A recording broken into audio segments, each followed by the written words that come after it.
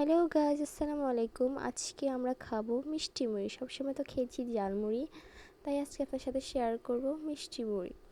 তো প্রথমে আমি কড়াইতে তেল দিয়ে দিয়েছি, দিয়ে দিব পেঁয়াজ।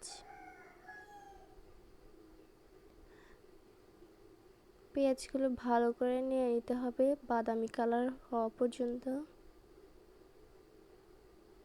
দিয়ে দিব পরিমাণ মতো লবণ, স্বাদ মতো চিনি,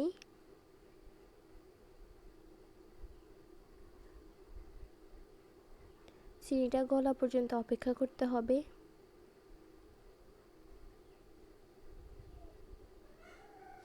চিনিটা গলে গেছে, এখন দিয়ে দিব মুড়ি। মুড়ির সাথে পেঁয়াজগুলো ভালোভাবে মিশিয়ে নিতে হবে। তো আমার মিশিয়ে নেওয়া শেষ। এই তো আমার হয়ে গেছে মিষ্টি মুড়ি। সবাই ভালো থাকবেন, সুস্থ থাকবেন। আল্লাহ হাফেজ।